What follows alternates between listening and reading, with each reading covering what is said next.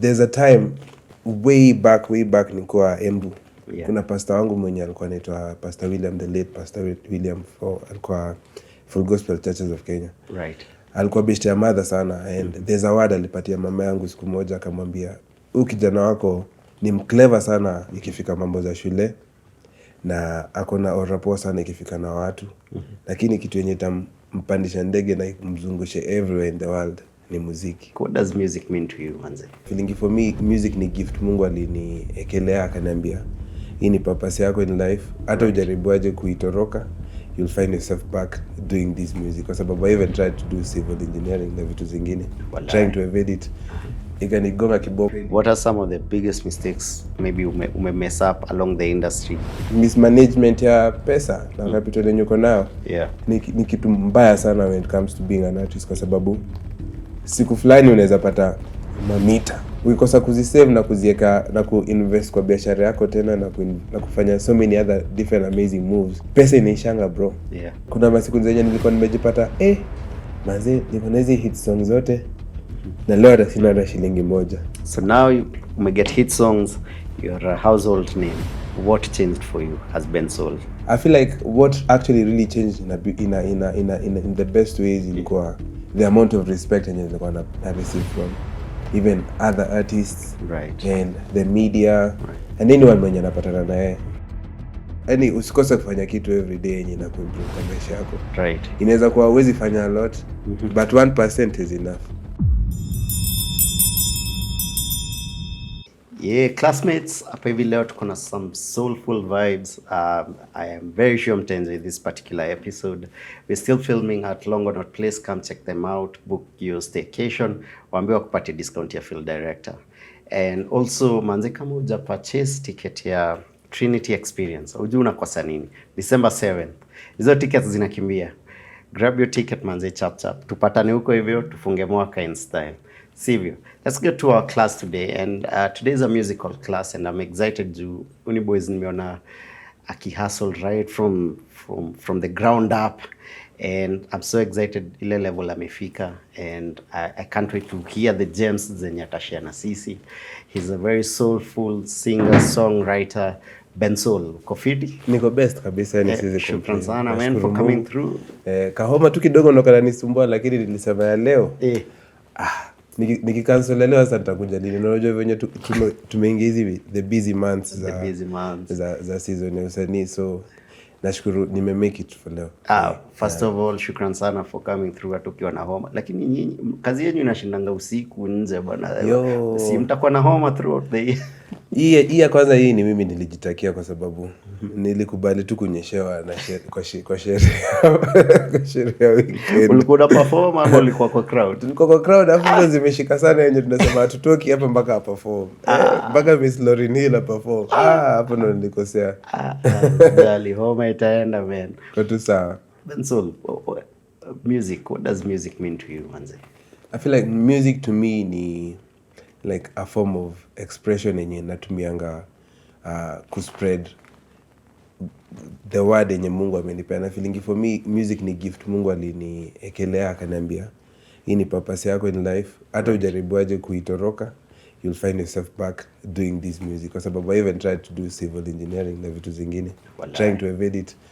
Ikanigonga kiboko, nikaambiwa rudi hapo kwa muziki. Nice. It's interesting umeanzia hapo kwa purpose.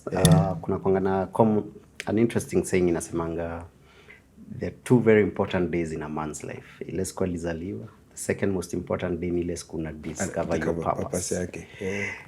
Unaweza kumbuka an actual moment ilikuhit by the way, ndio purpose yangu. I am on this planet for this particular purpose. There's a time in way back nilikuwa Embu. Yeah. Kuna pastor wangu mwenye alikuwa anaitwa Pastor William, the late Pastor William, alikuwa Full Gospel Churches of Kenya. Right. Alikuwa best ya mother sana, and there's a word alipatia mama yangu siku moja, akamwambia huyu kijana wako ni mclever sana ikifika mambo za shule na akona orapo sana ikifika na watu. Lakini kitu yenye tampandisha ndege na mzungushe everywhere in the world ni muziki. Wow. Way back, hata before like nilikuwa primary school. Wow. Yeah. So Years later on, like sasa after high school nikuwa campus, ile siku yenye nilisema hii civil engineering ni kwenda kabisa, hiyo ndo thought ilikuwa inagonga kwa akili yangu, nasema kama huyo pasi aliona kutoka hiyo siku, na na feel over the years imedevelop in such a crazy way yenye najua nikiput a lot of effort in that music, sitoi lala njaa, na sitoi kuwa unhappy. Unajua kuna kufanya kitu yenye unajua inakutengenezea domob, lakini kila siku unafika hapo uko na nooks au hujafurahi. Na mimi si msao kuweka kwa ofisi. So nikaamua tu hiyo civil engineering ikae kando, nitafollow music completely and make it my purpose, make it my life, kwa sababu na feel hii gift sikupewa for free. Nilipoona niifanyie kazi. Now it changed so many other people, inspire a lot. Afu pia hizo messages already, vitu zenye zinafanyianga watu, like the songs, vitu zenye zinafanyianga watu. Na feel ni kama yenyewe, I'm glad that I actually decided to do it. For example, song kama Forget You, nikienda kwa comments. Yeah. Manze. Hiyo ndo anda Mungu alinipa hiyo gift. Oh man. It's amazing. Yeah. I think it's a beautiful thing ukishajua purpose yako. For real. Umetaja where you came from. Let's go way back. Yeah. Just your upbringing. Set up pale mtaani ilikuwaje? You growing up. Yo. You know, was there music did you grow up in a musical home? Your setup ilikuwa inakaje? So nilizaliwa Embu. Embu Tao actually. My mom walitoka kutoka Mwea, baba yangu alikuwa ametoka Macha, wakahamia Embu. Hapo ndo nilizaliwa. Nice. My father used to be a musician. Alikuwa anacheza instruments, a lot of instruments. Alikuwa anaimba pia kitambo na band fulani. Alafu pia ikifika kwa church, alikuwa pia sasa kwa choir master na nini. Right. Mama yangu naye pia alikuwa part of the choir. Okay. So na feel ni kama zikishikanisha wote wawili ikaingia kwa DNA vizuri kabisa. Alafu hata venye nilizaliwa, when I was quite young, my mom used to tell me that ndio nilale, nilikuwa nataka nichezewe radio instead of waizime. Wakizima radio naanza kulia. Ikicheza ngoma ndio ninalala. Manze. Okay. Interesting. And then over the years sasa I've been raised in the church. Mama yangu alikisha Sunday school, hizo vitu zote ni a must. Hiyo ni hakuna negotiation or anything. Right. So in church hapo ndo nilipatana na my first instruments, kwa sababu I come from a very humble background. After mama yangu na baba yangu wali separate, mama yangu angeweza ku afford a lot of things kama kununulia gitaa, na kama hakuna msosi atanunua gitaa. Yeah, that's so true. Ni vitu nilikuwa very interested sana kulearn. So ilibidi church yetu ikanunua instruments. Actually si kununua, unajua venye kunaongana hizi exchange programs, church fulani ya majuu inakuja inawaleta instruments na nini. Right. Wakaleta instruments mob, wakaanzisha studio hapo kwa church. So hapo ndo nilikuwa natoka shule, like kama 3 p.m, 4 p.m, naenda straight church. Najifungia hapo kwa studio, bila mwalimu. Nachukua gitaa, naanza kungangana nayo na nini. Ni nini yenye manzi naweza learn. Nachukua keyboard na nini. Over the time manzi nikaanza kuzishika tu, yani hivyo, imagine. So far unaweza play how many instruments? Like 10 saizi. 10? Gani na gani? Hizi kuna bass guitar for sure. Alafu kuna acoustic guitars na electric, hizo ni normal guitars. Right. Kuna piano, right. Nacheza drums, right. A lot of percussions, recorder, saxophone, violin, double bass yenye ni ile kubwa. Right. Now, actually all of them is self-taught. School of YouTube. Hey. Okay, that's impressive. How yani kitu moja siku moja naweza penda tu kuplay one instrument. So how long does it take for you to even master one instrument? Well, I think kuimaster completely by the ina taking time, but kuishika ile yenye unaanza ku get accustomed to it, like 3 months for sure, yenye una practice kila siku, kwa sababu with instruments kufunzwa si kuishika. Kupractice ndio kuilearn. Like the more hours you put, you unakana hiyo instruments, the more una get more accustomed to it. Okay. So music is your purpose. Umefika kampo, umesema civil engineering haiwezi, acha ningangane na muziki. So from hiyo when nilitoka sasa primary school, nikapelekwa nikaingia Kagumo High School. Uzuri nikapata kwa Kagumo High School kuna sasa course ya kuna sasa music kama subject. Right. Na nikafanya music from form 1 to form 4. Okay. Na hapo pia ndo nilipata jina yangu ya Bensoul kwa sababu mwalimu wa muziki alikuwa ananiambia, anaitwa Bibiana Gishero, alikuwa ananiambia every time nikimuimbia, every time nikifanya anything naifanya with so much soul. So siku fulani nimeketi tu kwa darasa tu mwanzo niko yani Bensoul. Weka tik. Kabisa. Weka tik. Nilikuwa au mastude wenye kulikuwa kuna funky. Yeah. Ndio mimi hapo utanipata hapo kwa piano, nimezungukwa na madem na wagongeani zile latest. Na pia kwa shule nilikuwa bado school pianist. So every Wednesday, Mondays kwa nacheza hizo ma hymns. Right. I feel like over the years hiyo ndio kitu yenye ili develop hii consistency na pia skill yenyewe in a beautiful way. Venye niliingia kampo UN huku hivi huku Nairobi kufanya civil engineering. Right. Sikuanza kufanya music like instantly in shule, but kulikuwa na ito nini hizi open mic. Okay. Zenye saa zingine nilikuwa na pop in nasikiza watu venye wanafanya huku Nairobi. Unajua mimi nimetoka Embu sasa, so na feel kama kijana wa Ocha. So nimekuja huku Nairobi town wanionyeshe form na kuangaje, nikaona venye vitu zinaendelea. And then what made me start doing music in Nairobi, nakumbuka Sundays sikuwa na form. Most of the times nilikuwa naenda hapo Sunken Park hapo Aga Khan kwenda kuskate. Nenda na skate na nazunguka Nairobi manzi nijue tao venye inakaa. Nijue makona zingine, saa zingine napotea, saa zingine inabidi nirudi kunitafute kwanza archives. Nikipata archives najua barabara kutoka hapo. So kuna siku niliintroduce na best yangu kwa place inaitwa Power 254 ya Boni. Na nikaenda huko hivi kwenda kuona one Sunday walikuwa na have poetry days yenye wanapanga nazo. Nilikuwa kwa hiyo poetry event, kukaingia vijana watatu wamevaa some crazy outfits. Sijui na wamevaa hivyo. Fits zingine zenye azivaliwa na normal human being. Yeah. That's true. Wanakaviwia wakaingia wakapewa chance pia kuperform hiyo siku. Wakaimba for the first time, ndo nilisikia uliza kiatu. At the band. First time nilisikia uliza kiatu. After the event, our Power 254 wakasema the next Sunday hawatakuwa kwa Power 254. Watakuwa na an open one, itakuwa hapo Aga Khan. Right. Aga Khan walk. So the next Sunday nimeenda pia mimi kuskate. Nikiskate naona yes ni ile event ya wale wa poetry. Nikaenda hapo nikapatana pia at the band walikuwa hapo bado pia hiyo siku, na by that time hata wako wame release uliza kiatu. Nikapatana na Kenches, nikamwona ako na gitaa, nikamwambia kama anaweza nisaidia nijikumbushe kidogo. Akafeel na huyu jamaa venye anacheza anajua hii kitu. Akaniuliza unacheza hizi instruments? Nikamwambia nacheza instruments kadhaa, hata bass nacheza na nini. Akaniambia saizi ndio wako Sauti Academy.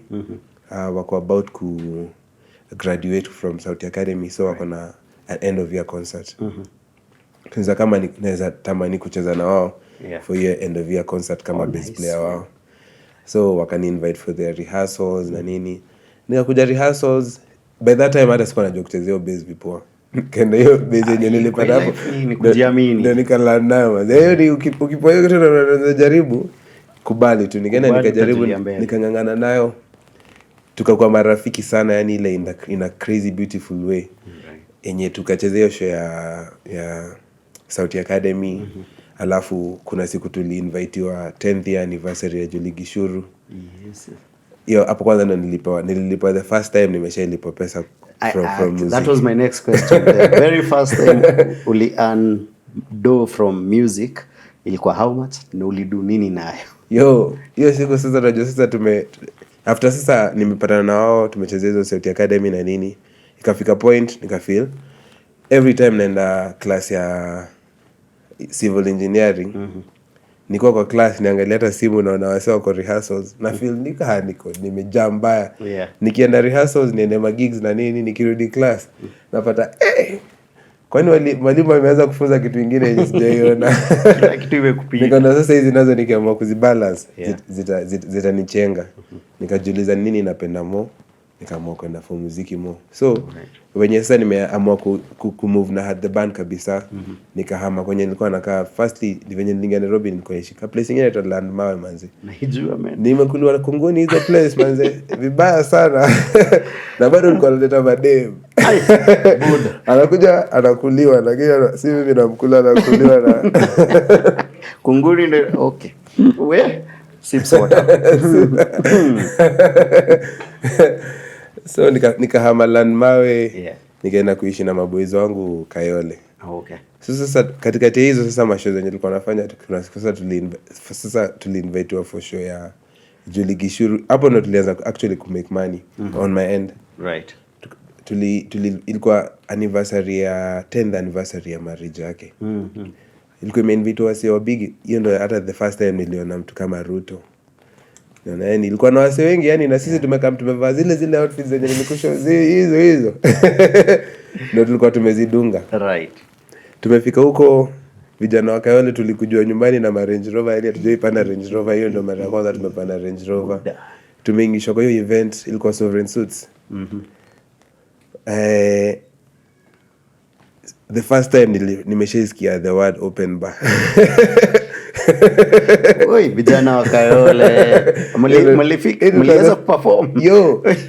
Hapo kwanza tumeshaanza kupigwa yani na the best. Mimi nilikuwa niingia hapo kwa bana since nimejua sasa ni bure ni open bar.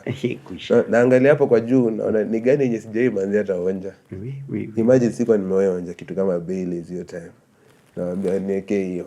Naangalia kuna Jameson. Niweke hiyo ndio nitakavia next. Hapo unachikia tu ni mtu ajui kukunywa. Ukichanganyeza vitu zote. By the time inafika katikati ya show, Kidum ndo alikuwa na perform. Tukaona na nika Kidum akimaliza kuperform ni kama tutaperform, na tukiperform hatuna hiyo nguvu ya kuitisha pesa yenyewe. Tulisema tulipo. That's true. So tukaomba Kidum ashukishwe kiasi, tuimbe hata ngoma mbili. Tukapanda tukaimba ngoma mbili, uliza kiatu na nikikutazama. Nice. Tukarudi sherehe. Hiyo siku tulilipwa 40 Gs, lakini mimi shabu ilikuwa 4K. Ilikuwa 4,000. Toka na 4K. 4,000. Toka na 4,000 ndio kwa mfuko. Alafu silikuwa nimekaa na magitaa. Gitaa iko kwa mkono. Bag ya gitaa imejazwa pombe. Open bar. Yo, hapo tunarudisha home na Range Rover. Mpaka Kayole baba. Ilibamba. Bro, si after hapo Kayole nyindo mlikuwa kusema. Hiyo siku tulipiga bash mpaka for a whole week. Na wasee wenye maboys wetu huko hivi tulikuwa tunaishi kwa single rooms. Yes. Single rooms fulani zilikuwa poa sana. Hata hazikuwa poa, sasa zilikuwa poa. Tulikuwa nalipanga 3K per month. Right. So tulikuwa single room kama 3. Moja niko na mbulu na mattress kubwa. Hizo zingine zilikuwa tuna mattresses. Alafu kuna nyingine iko na kama ka kitchen Kenya, sasa ndio tunapikianga na nini. Mavijana bro. Napenda hiyo lifestyle. Hiyo town sherehe hapo ni bamba. Na hiyo town hata sikujua manzi ilishaje. Ilishaje hiyo sherehe? Ile hiyo mdagi ile yenye leo unanunua chapodondo, leo unafanya nini yani. Ni hiyo lifestyle tu ya kushikilia life. Man. Over the time magigs zikaanza kuongezeka. Tukalipia studio kwa MG, tukarekodi uliza kiatu. Nikikutazama sasa since songs sasa zilianza kublow up za had the band. Yes. At least the gigs zikaanza kuja mob za kulipa do mob. And then sasa at the band wakani sasa pia to Sauti Academy. Sasa kama mimi mwenyewe as an artist. Nikaenda huko learn for a whole year through Natalie Teo. Ulimi yake ingia kwa Natalie. Then alikuwa vocal coach wetu, Natalie Lukana. Ni mzungu fulani hapa. Ameraise pia kina Willy Paul, kina Sauti Soul. Nice. In a crazy way. Hapo ndo nililearn mambo ya music business. Nikalearn pia music performance on stage na band. Na pia sa vocal training. Vitu gani unaweza fanya vocal yako improve. Let's kitu hapo hivyo kiasi because na the business side and then there's you just now being a good artist. So vocal training, what are the basics? Vocal trainings, for example, kuna kwanga vitu kama vocal warm-ups before you perform any show ama before uimbe anywhere, kwa sababu vocals zinakwanga ni kama muscles yenye ukikosa kuzitrain kila siku, ni kama msee ukikosa kupiga gym kila siku Okay. unalegea unakuwa weak. So vocals ni kitu yenye every day lazima ufanye certain techniques, ulearn certain new ways of singing na kuimprove to, yani we get kuiweka at par, and then also kuavoid vitu baridi sana na kuavoid a lot of smoke, of which I'm not doing good at that. Lakini nonetheless zinatengenezanga pia karakter yako ya voice yako venye iko, alafu pia kujifunza not to sing like someone else but to find your own voice. Yeah. That's interesting. Yeah. So how do you find your own voice? I feel like through hiyo workout yenye unafanya kila siku ya vocal, right, ina distinguish sana venye vocal yako itakuwa, juu kila msee ametengenezwa very different. Juu kama saizi ukiangalia group yenye niko nayo ya Wasekodong Clan, ukisikiza songs zenye nimekuwa tukiwakia, kila msee mzee ana sound distinct sana. Juu hao wasee wote wanafanya hizo vitu zenye una develop vocal yako in a beautiful way yenye si kama msee mwingine. I have actually never thought about that, by the way, because Kani Bensoul anaimba and then beginning next utasikia tofauti. Okay, that's interesting. And then so kuna vocal training, and then how to perform with a live band. How to perform that with a live band. Kuna wasanii wana performing in a live band go so kuna wasanii si hao by the way, kuna wasanii wenye ni studio artist, kwa sababu ikifika sasa kwa stage umpatie song yake imbe bila si playback, hiyo vocal itakuwa the same. Juu siku hizi kuna hizo techniques za auto tune na nini zenye zinasaidia msanii a sound different na sound vipoa. But akifika kwa show atapenda. Okay. Alafu sasa kuna music business, right, na contracts, na kuna split sheets za ukua kwa studio umesaidia msee kuandika, ama umechezea msee instrument, ama ume contribute kwa kitu fulani unafaa kupata nini. Right. Kuna pia when it comes to sync deals, now for example unataka ngoma ya movie, na niko nayo, tutaagriaji hizo vitu zote, right, na vitu mbao sana za muziki. Do they work in Kenya? Unajua Kenya ni place moja kile si ufunza ni the perfect way of doing business, for example, lakini manze ikifika kwa ground, so do these things actually work for the music industry? Yeah, I feel ni system zenye zimekuwa zikibuild over time, kwa sababu kama hiyo split sheets na royalty system, watu wenye wamekuwa kitukosea sana, tunawajua ni kama MCSK na nini, vitu zenye zimekuwa hawajakuwa wakipatia wasanii the amount of money that they deserve. Right. But over the years sisi na kama akina BN na nini tumeunderstand pesa yetu hata moba iko hapa kwa hii country, so streams through hizo endorsements na nini, that's why we make a lot of our money. Afu sasa kuna companies kama za SA zenye zimechukua hiyo mambo ya publishing, na sasa hizi tumeleta actually publishing yenye inawakia wasanii kadhaa in the country, soul publishing yenye hata mimi niko under hiyo soul publishing. So ni company yenye inakukimbisha royalties zako. Unifanyia song na msanii fulani, split yako iko hivi, hiyo song yake imetengeneza do fulani, percentage yako inatumwa kwa hiyo company, wanakata yao, unapata yako. Right. Do those streaming apps akina Spotify and the rest do they actually make money for artists? Nasikianga rates zina walai, so wasanii wanakula fiti. Wanakula dopoa sana manze. Insane. Oh wow. Kama uko na publisher. Okay. Mwenye, kwa sababu hiyo ni pesa yenye seti ukiregister kwa Spotify, ati umetoa ngoma yako, inaweza generate do mob. Right. Lakini kama una publisher, for example kama nashanganga, wasanii wa Gengeton kama wameshapokea hizo royalties zao. Unaweza kuwa umetengeneza pesa mob sana bila kujua, na hiyo pesa iko tu mahali, na kama una publisher iko soko kwenda a certain period of time, inafika a certain period of time sasa huwezi ichukua anymore. Damn, man. That's because one of my biggest challenges kwa hii world yangu ya cinema. By the way, ukistudy Hollywood, the biggest expense is music, because music is very expensive. When you're making a film, so like music takes about 55% of the production budget. Whoa. So my biggest challenge Kenya was music, because nataka Bensoul anifanyie music for my film. Bensoul ameniitisha 10 million for 2 or 3 tracks, which is what he deserves. But of course industry yetu haijafika, so siwezi lipa Bensoul. So my dilemma inakuanga, najua Bensoul ni boys mtrue, naweza ongea naye nipe hii music, but how do I make it make sense for him? For real. Yeah. Yeah. Hiyo kitu imekuwa ikinisumbua sana. Hata mimi manze imekuwa ikinistress sana. Hata juzi nilikuwa naongea na hata leo asubuhi. Yeah. Nilikuwa na kwa call na Abel. Kusio stuff yenu ya 7th. Yes. Alikuwa anataka song fulani. Right. Na nikiangalia pia penye tumetoana na nini na hizo vitu zote. Yeah. Mimi for real mimi nitampea hata for free. Yeah. Lakini naweza tamani tukue kwa hiyo position, tufike kwa hiyo position yenye hizo sync zina make sense before sana for all of us. So a step at a time. I think we are the generation wenye wata build. Maybe sisi hatutakula fiti, maybe sisi hatutakula fiti, lakini hao hapa chini watapokea. Amen. That's amazing. Yeah. Okay. So your first hit song. So umekuwa ukiperform all this time with Had the Band. Yeah. Maybe it's Sauti Sol, of course. I know you were writing songs for a lot of artists. Yeah. Actually, before turuke to your first hit song, wacha to get credits zako as a songwriter. Nasikia wewe umejenga wasanii country. Yo, nao nimeziandika.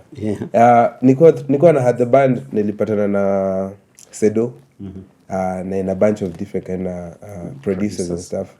So Sedo kwanza ndio hata one of the producers alifungua macho yangu sana when it comes to songwriting. Okay. Sababu tulikuwa Sauti Academy, mimi na Modeke tulikuwa tumejipea challenge to become the best songwriters yenye kila siku tutakuwa naandika song. Right. Na kuja namwimbia na yeye ananiimbia song yake. Nice. Tujue ni gani mbichi gani mbivu. Na hapo ndo tuligrow. Nice. Alafu tukapatana sana Sedo.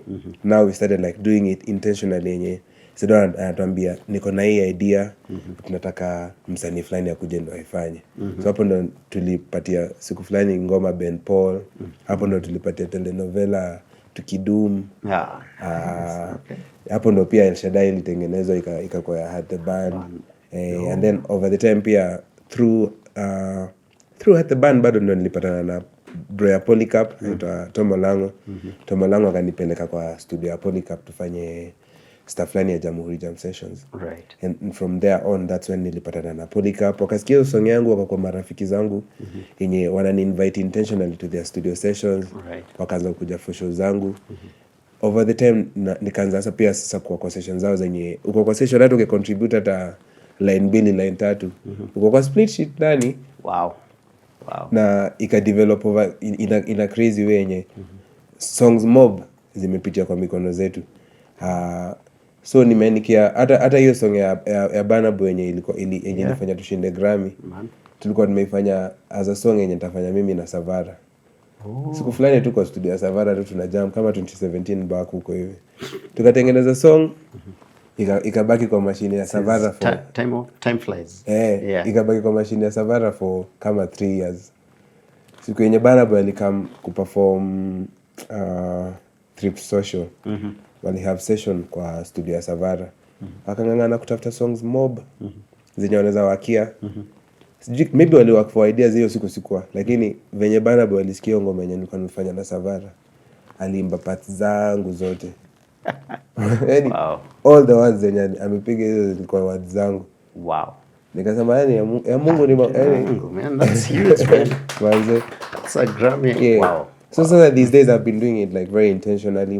Wasanii wamekuwa kinipigia kadhaa yenye bro nataka unisaidie kuandika songs fulani ama nisaidie kucreate album yangu in a certain way. Nisaidie with certain direction ya ama hapo pia nika introduce work to jingles. So nimefanya pia ma ads mob za wasee kama za Naivas, Betika, Betin, Safaricom. Wow. Nimekuwa nikiandika most of the jingles, the ads. Yo, okay. I think your credit list ya sasa into movies yani proper yani ile nataka kutengeneza soundtracks. Unajua venye unasikizanga wase kama akina Hanzima. Ama ukisikiza mtu kama Labyrinth venye amefanyia ile series ya Euphoria. Yes. Na nini hizo vitu zenye naweza penda movies za Kenya zikitoka movie hii ni movie inatoka na album yake. That is what we are aiming manze. Buda inakaa. For real. So okay. Hit song. Acha turuke kwa hit song. What was your first biggest song? What was your biggest hit song? Wakenya walikujua nayo kabisa. I think kuna Wakenya walinisemi no through song yenye nilifanyanga na Had the Band ya Mashisha. Unajua Mashisha nayo ilishikashika for sure, ilienda. Lakini na feel song yenye ilikuwa groundbreaking sana ilikuwa Lucy. Of course. Lucy kwa sababu Lucy nilikosa ndo nimeintroduce kwa Soul Generation. Right. Alafu ndio song ya kwanza yenye inatoka kama hiyo kwa label ya Soul Generation. Right. Ili frustrate for the first 1 week. Kwa nini? Juu Bien alikuwa na expectations. Yaani sote tulikuwa na expectations that page ya Sauti Sol ni kubwa. Right. Tuko na media wengi wenye wako ready kupioneer hiyo song. Tumefanya interviews. Right. But within the first week, guess hiyo song ilikuwa na views ngapi? 2K. What? Your song ilikuwa big. Yo, ilikuwa 2K alafu Bien anashanga kwani tunafanya anything wrong ama nini? Like, I don't know what happened yenye all of a sudden ikaanza sasa blow up pole pole. Ikaenda so ikapave for extravaganza. Extravaganza sasa ikaongezea uzito zaidi. Right. Alafu sasa nikastamp tena sasa na favorite song. Alafu sasa baadaye venye Nairobi sasa ndo iliingia. Nairobi iliskata everywhere. Nairobi I think tu uliongea ukweli nyingi zaidi Nairobi. Niliongea ukweli yenye yongelele yangu na wasanii sana kwa industry. Industry yetu nikicompare na many other countries. I feel like Kenya ilikuwa at a very good place yenye iko na a lot of morals zenye, especially also coming from Sauti Sol. Sauti Sol walikuwa create a very clean brand. Yes. Kuna vitu waongeleangi kwa music zao.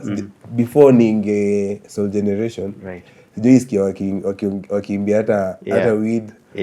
Ama wakiimbia hizo tabia fulani zenye zinaongeleanga Nairobi. Right. But mimi nikamna hiyo uhuni yangu fulani yenye tulikuwa nimetoka Kayole.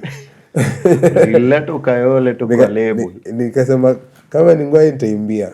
Kama ni mambo ya Nairobi nitaimbia vizuri kabisa. Hiyo song nao ili blow up in a beautiful way. Na wasa wakaipokea.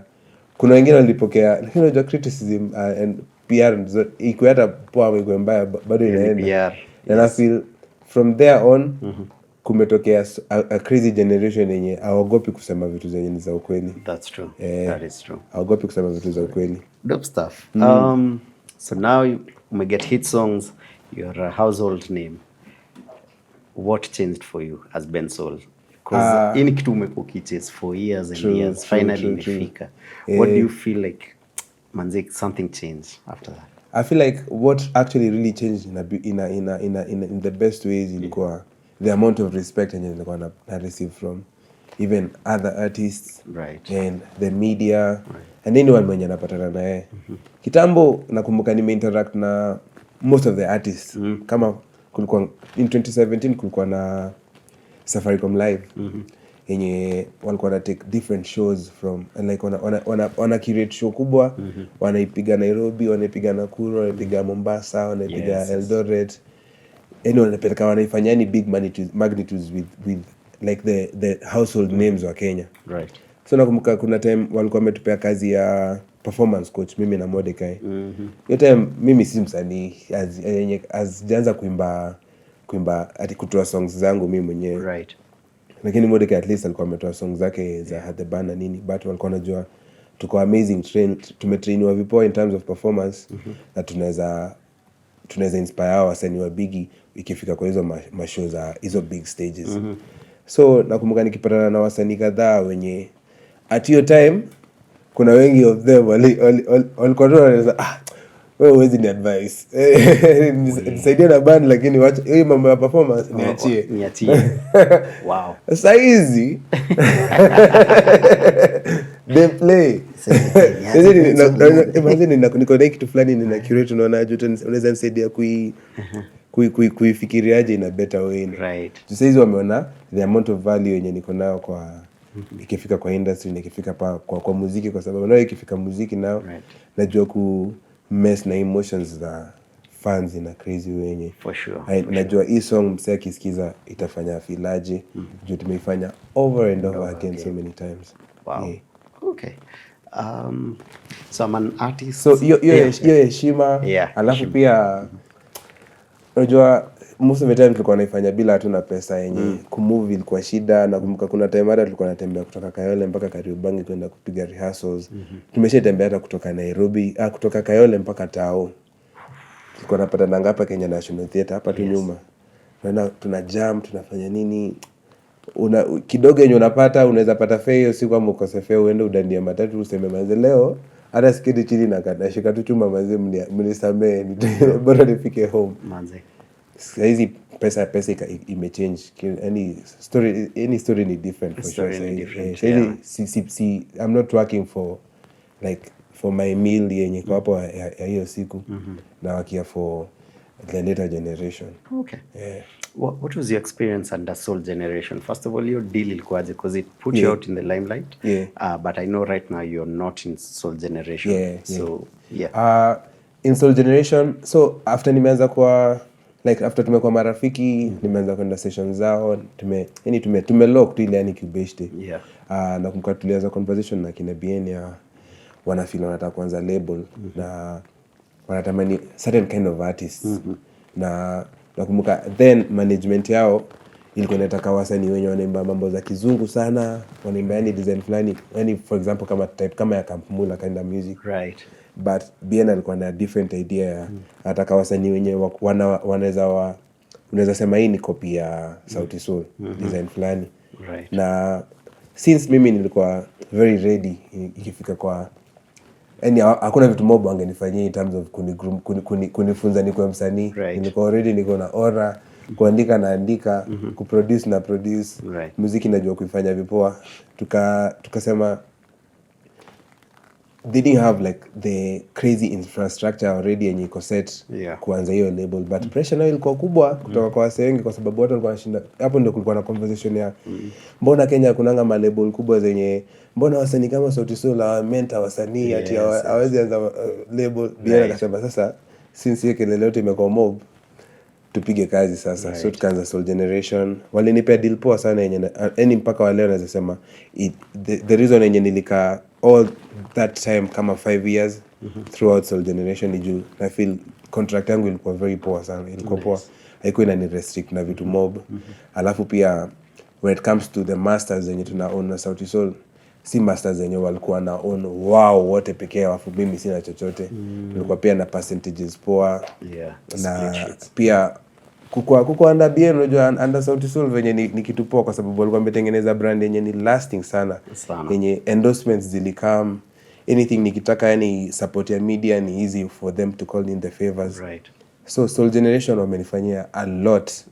Na over the years nimelearn so many things especially from the CEOs. Kuhusu ni moves gani una making ndio uspread muziki yako even more. For example, kuna ma collaborations zingine zenye ni intentional, zenye lazima uzifanye in that kind of way ndio uspread. For example, ukitaka kushika kama TZ, lazima uidentify wasanii fulani, uende intentionally mfanye hizo collabo, lazima uende ufanye hizo ma media tours, lazima ulipe vitu fulani kama saa zingine unalipianga kama ma TikTokers, unaweza lipa ma vloggers, unatumia hizo vitu zote. Na mkiangalia mtu kama Diamond, he is really really good kwa hizo vitu. Diamond on the days yenye hata wasanii wa Kenya wako wanatolea watu ma stations anything, alikuwa anakam na ma 50k anapeana hapo, utakosa kucheza song yake. Mtu utaicheza vibaya sana hata ukienda soundaje. Diamond for sure. So hiyo ni biashara yenye nimelearn sana kutoka kwa kina BN. Na afu pia sasa like through your relationship yangu mimi na BN venye tumekuwa na feel tumekuwa marafiki na beautiful way yenye nilimwambia anyway atakuwa na kanyanga ni kama ameniwekea red carpet. That's true. Na kama hapo kutembea vizuri sana na mimi sitamwangusha. That's true. Amen. That's amazing. Nakumbuka kuna time tulikuwa tumekutafuta na Abel, we were doing an ad, so tulikuwa tunataka tupige the jingle. This is I think 2018. It was just before you were announced by Sauti Sol. Manze ulikuwa unashinda kituambia buda manze siwezi sema, but so it's like there was a whole period where there's a whole period when tulikuwa tunangoja si kitu ianze. And then also I think you were busy on songwriting and Yeah. I think you were working on the music. So Yeah. huko unapatikana. Kuna time tulia kwa sasa kama kwa camp yenye lazima was it. mrecord hizi ngoma, lazima msanii hapo atoke na ngoma kama 20 zenye tutachagua zenye tunataka ziingie. Hapo ndo yenyewe Malusi na hizo my favorite songs zile. Tulikuwa tumecut but vile uliannounce tuko na muziki umetoa tuko okay sawa. Tumeelewa kwani hatuko tunaweza kuongea. Unajua hapo nilifeel vibaya kuturn down tu kama Abel kwa sababu nakumbuka zile masiku za hiyo show ilikuwa inaitwa nini wale hapa kule. Yes. Kwa siku nilikuja kumpigia remix fulani ya nikikutazama mashisha ulimpigia ndio siku nilipata na kwanza na Njugush. Sasa mbanga yani kuna Mungu yani yuko God yuko nikiangalia at that stage yenye tulikuwa. Yeah. Anything yenye akina Abel Bedon na dai mimi watapata. Amen. No, good stuff. Oh wow. But my next thing I think umegusia kiasi but siku hizi kuna wasanii wengi and then social media manze there's too much noise. So right now I'm an artist, let's say signed under Bensoul. Yeah. How do I cut through the noise? Manze nitajimekaje nikuwe visible? Music yangu ionekane, nipate hizo endorsement deals.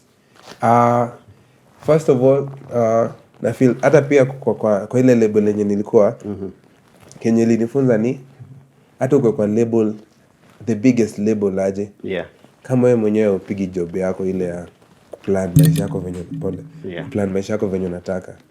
Like kujua hii song itatoka, hii ndio song nataka iko hivi na hivi. And then sasa ndio uambie label instead of label kukuja kukuambia na tunataka ufanye hivi ama ufanye hivi ama ufanye hivi. At the end of the contract yako utakuja kuumia vibaya. So na feel for an artist to get to the level yenye anapata endorsements, anapata muziki yake inaanza kupata airplay vipoa. Right. First, mi Kenya na believing ni have the product. For example, mkulima anaweza kuwa na shamba lakini kama hajajua nini atapanda kwa hiyo shamba. That's true. Na I grow apate hiyo product vizuri, hiyo shamba itamtengenezea pesa unless auze shamba. That's true. That's So as an artist, mwanamuziki ni music. Like for an artist you are as good as your last song. Right. So kuwa na product kwanza. Hakikisha umewakia muziki yako na si hata music video. Ngoma yako iko na the best quality. Iko na lyrics poa zenye ni easily understandable.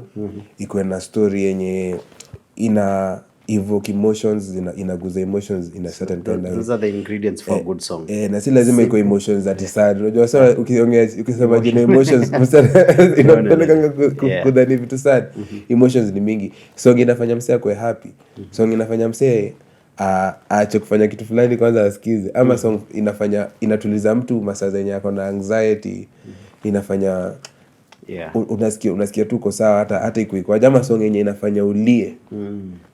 Hiyo ni a good product. Okay. Alafu but quality kwanza ni important sana kwa sababu ukiangalia kama in the age where we're living in, songs ni billions and billions. That's true.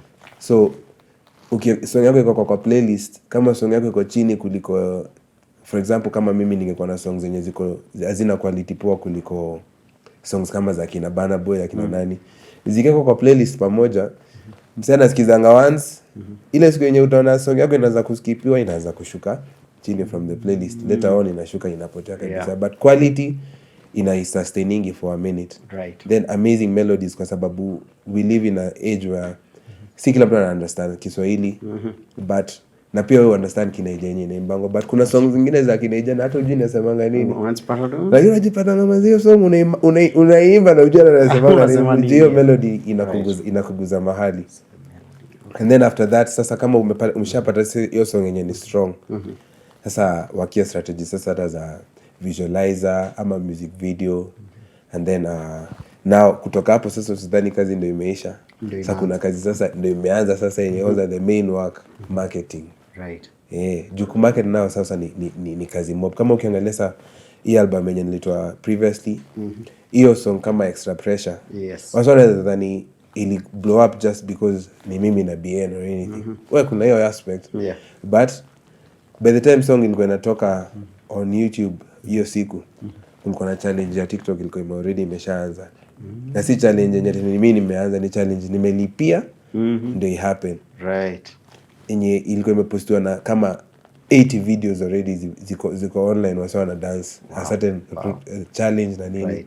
Right. So marketing strategy ni insane. Siku hizi mpaka unaweza pata song kubwa kama Burna Boy akitoa album, song kubwa ama akitoa even a big song yenye unajua hii hata hitaji kumarket. Right. Unaipatanga iko kama ad kwa YouTube.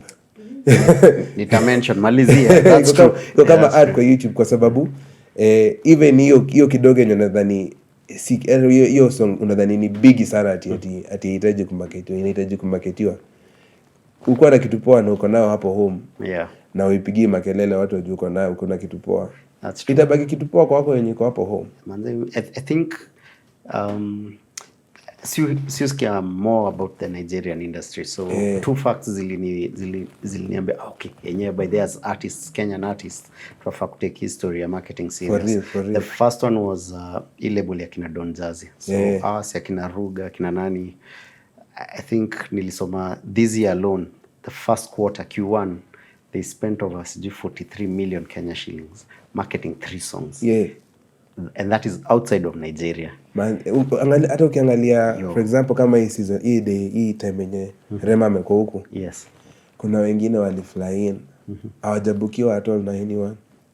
Wamefly in kukamu huku. Yeah. Rema waita kwa stage. Afu akikuja huku akaa mtu juu ya stage. Nimeona wamefanya ma TikTok challenges zingine insane. Ndio wamefanya ni kumobilize to crowd anywhere penye unaenda. Kwa sababu hiyo ndio marketing strategy sasa ya. Second one na hiyo nimeona juzi. I think it's anaitwa Asake, hiyo jina shinama kuisema. Featuring, if I'm not wrong, was it Travis Scott? Travis Scott, man. Man, that is such a big song. But Buddha niliona kwa sponsored. Iko sponsored ads. Niko hata song kai, I thought this is something that will blow up organically. Hii ni biashara sasa. Paliko sasa ni biashara yenye.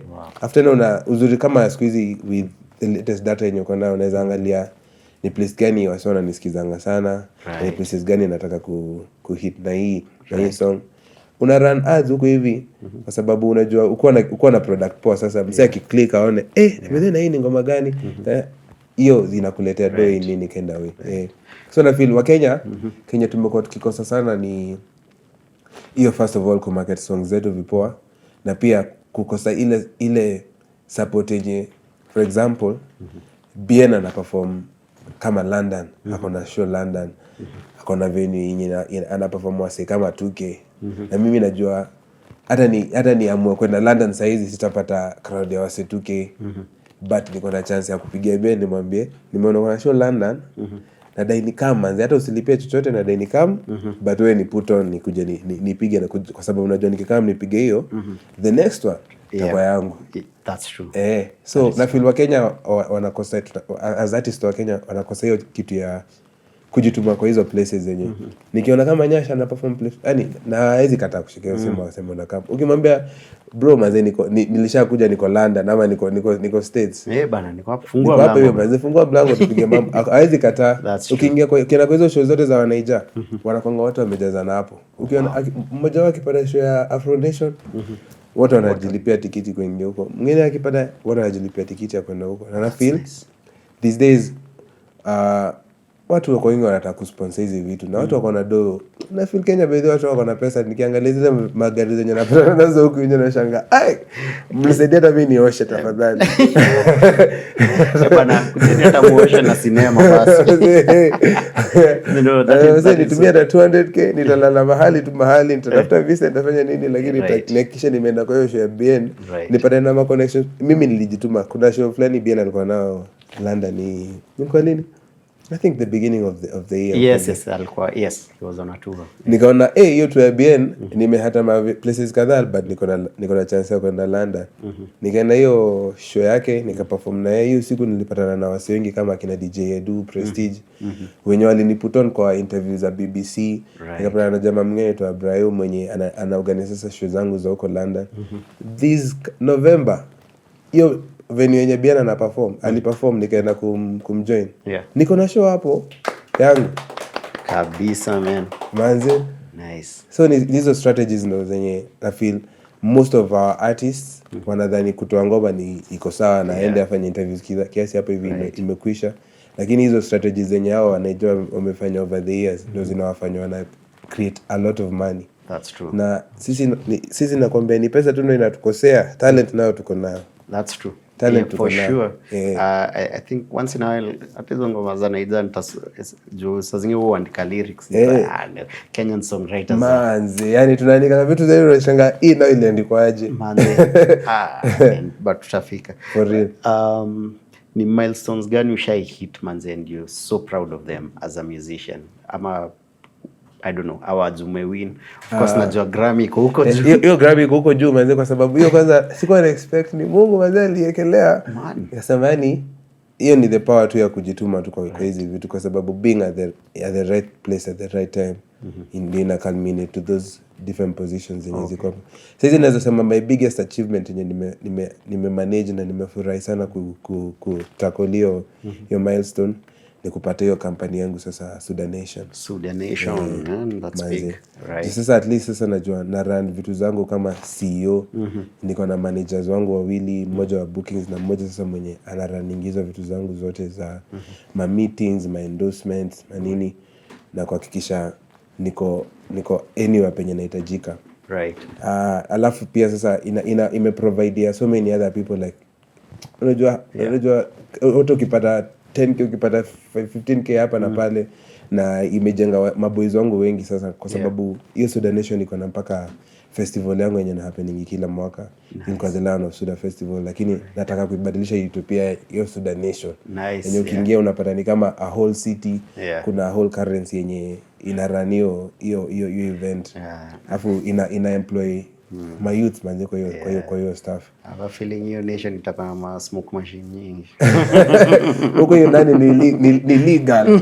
Huko ndani kwa hiyo Sudanation. Wewe jua ukikuja ni legal. I think a lot of the time which is always a good thing, tutaongelea the good milestones, the achievements we've made, but pia I think ndo ulan biashara pia lazima kuna time so udunda. And for this particular class ni muhimu pia ndio wasanii wajue what are some of the biggest mistakes maybe ume mess up along the industry, place uli hit rock bottom uko that was a lesson. Kweli kuna time kitambo, hata si kitambo, sikuwa nime-understand venye seasons za muziki zinakuanga. Unajua as any business, unakuanga na high season, peak season, na very low seasons. Right. So mismanagement ya pesa na capital yenye uko nayo ni kitu mbaya sana when it comes to being an artist, kwa sababu siku fulani unaweza pata mamita kunazo zimeingia, alafu uone hii iko sawa, hii transsustain kwa kitu fulani, ukikosa kuzisave na kuzieka na kuinvest kwa biashara yako tena na kufanya so many other different amazing moves. Pesa inaishanga bro. Inaishanga. So kuna masiku zenye nilikuwa nimejipata manze niko na hizi hit song zote na leo hata sina hata shilingi moja. Wow. Manze. Right. Nikasema I need to come up with different strategies and also find someone like a financial advisor. Right. Anikalishe chini anionyeshe hizi na hivi ndio nimekuwa nikifanya. Nice. Na usidhani hii pesa inaweza itakaa forever. So invest hapa, tengeneza hizi streams za kutengenezea pesa, ndio kuna a proper financial freedom. Nice. Yenye unaweza sema sasa hata nikikaa leo hivi nimekaa bila sifanye chochote, kuna shilingi itaingia mahali. Nice. Yo man, I think that's a good move, and I think wasanii wengi by there that's the one thing atukimbiliangi. Most companies wakifungua, the first person they'll hire is an accountant. Manze. Wasanii do tu inakupatanga. Unacheki ukiangalia kwanza sasa hizi structures za hizi ma companies za wasanii. Hakuna kama accountant manze. Wewe unataka kuwa accountant kwa pesa yako ndio unaona ni kama hii do ukipatia accountant atakuibia. Manze. Wow. Ni important kuwa na hizo vitu. Tunaongea na financial advisors na accountants wetu mwenye ni mwenye tuna outsourcing. Alright. But anatukalisha chini ndio atuambie hizi vitu zote. Nice. Kusave na pia hata si kusave tu, ile yenye unahakisha ile pesa yenye umesave iko kwa savings zenye sasa zinaikula zinaendelea Inaendelea increase. Alafu unachukua hiyo pesa unawezeka kwa places fulani, some risks here and there, sababu biashara bila kurisk hautapata returns. Okay. So ni important kukuwa na hiyo kitu. Okay, so Sudan Nation is here. Tuna expect nini from Bensoul? Wow. Apart from sasa hiyo album yenye imetoka, sasa hivi sasa niko na world tour yenye ina happen, inaanza kutoka November. Okay. So wase wa Europe watu expect kutoka November 1st nitakuwa Amsterdam. Nice, man. Alafu kuna cities za Berlin, kuna London pia yenye narudi tena. Alafu ni join BN kwa Europe tour leg yake. Okay. Alafu wase Australia tunakaa next year. Nice. Na States bado next year. So watu expect Sudan Nation tunakaa hapo heavy sana kabisa. Alafu festival yangu ya next year itakuwa 420. April 20th. This time itakuwa massive. Na so many other different ideas zenye tumekuwa nikicurate mimi na BN. Okay. Na album yangu na BN. Hiyo ni album, hiyo nitangoja hiyo. Ni album. Alafu pia this year pia nimecurate a certain community ya wasanii. Yenye after unaona hiyo conversation nimekwambia Wakenya hatujakuwa na hiyo unity poa sana when it comes to us being as artists and us being as creatives, kwa sababu hiyo community I involve wasanii pekee. Inataka involve kila kitu, yani anything art in the country. So kuna hiyo Kodong clan yenye umekuwa ukiona ikimove around. Kodong clan. So ni maboys wenye niliketi na wao nikaona hawa sema zetu tuko like minded kabisa. And I feel tukianza sasa sisi kama ndio tumeanza, alafu iendelee ki grow over the time, itakuwa a really amazing community for the Kenyan community yenye tukiwa hivi na wade wote mnatuona tuko sote huko ndani, tumeenda na tunaenda tuna infiltrate huko vibaya kwa sababu kila mse hapo ni top shotter. So tumecreate hiyo community yenye ina involve us coming together and helping each other with our talent yenye Mungu ametupea for free. So niko kwa hiyo Kodong clan, nikitaji wase wakamkuni kuimba kwa album yangu, niko na Mbogi yenye kwa hapo iko ready. Tuko na maproducer kama 4 wenye ni some of the best producers in the country, wenye wananisaidia kuproduce vitu. Kuna ma videographers, wase wa visuals wako hapo, kuna managers wenye wana manage biashara vizuri na sisi. So tunataka ku create event yenye kwanza ni event yenye ni Kenyan made. Sote tuko wasanii 7. Sote tunaimba tukua sote pamoja hapo on one big stage with a big band. Tubadilisha tu vibe ya Kenyan industry. So kuna album ina come ya Kodong clan as of November. Yani si kitu ya kitao ya mbali. November. Na event pia November. So wangoja tu tunawapikia vizuri sana. Man, I'm so excited, man. Asante man. If there's na nimekuintroduce to your movement very recently, and manzi uko na fan base, uko na fans wengine wahuni sugu loyal mbaya, alafu na mabadis.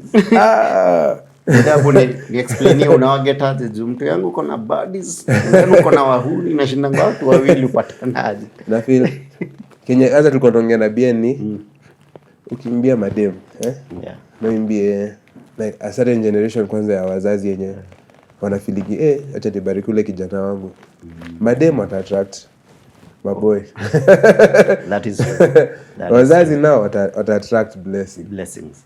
So that's a beautiful concept. Unabarikiwa na wazazi. Vizuri sana. Alafu pia hizo messages zenye mimi huimba zina uniting all the generations. Alafu nikimbia sasa mambo yangu za ngwai. Wahuni wamejauka hivyo. Yo, kuna wase kama juzi nilikuwa kwa concert. Jamaa alikuja akaniambia, unajua kitu yenye mimi natamaningi ni kwa tu siku moja niko katikati ya chain hivi na niko na wewe kwa hiyo chain.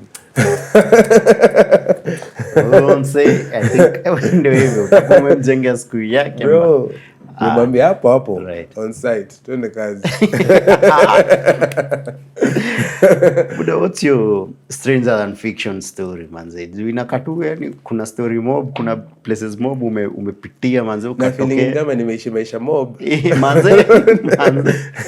Na urudisha ile series yangu bana. Hiyo kitu every time tukipatana kwa ile manches bro. Ulikuwa na stories zingine hapo. Wallahi nitarudisha. Nimekuwa nikingana kuirudisha. But I feel with this strategy kwanza ya Student Nation, right, itakam. Nice. Stranger than fiction story manze, unajuanga hii story nikiambia hii story ni ukweli, lakini nikiambia watu tasema ni stories za jaba. Wow. Sheiku hapeni. Hata sikumbuki nini naweza sema, lakini nikipata kitu nitakwambia. Sawa. But ni vitu mob zimehappen yani kwa maisha yangu yenyewe naweza sema. Si mimi nilipanga, ni Mungu tu aliarrange in that kind of way. No time niko sick mbaya yenye na feel nilikuwa hata na zied na nilikuwa na feel kama nakufa. Na demo yenye nilikuwa na date usiku akanitoka. Familia yake wakasema kwanza huyu jamaa anaenda kudedi sasa ama anaweza kuwa na ukedi. So nilikuwa nimekona vibaya, ilikuwa TB. Na feel hiyo stuff yenye ilinihapenia ilikuwa necessary kwa maisha yangu, kwa sababu venye nilienda home bila sina sauti yangu imeisha. I can't even sing. Nilikuwa naandika songs, a lot of songs from my imagination tu na imagine zitakuwa zina soundaje. Na zirecord with the most huskiest voice in my hata nikisikiza recording whether sana kuzisikiza, lakini zili come up na amazing songs.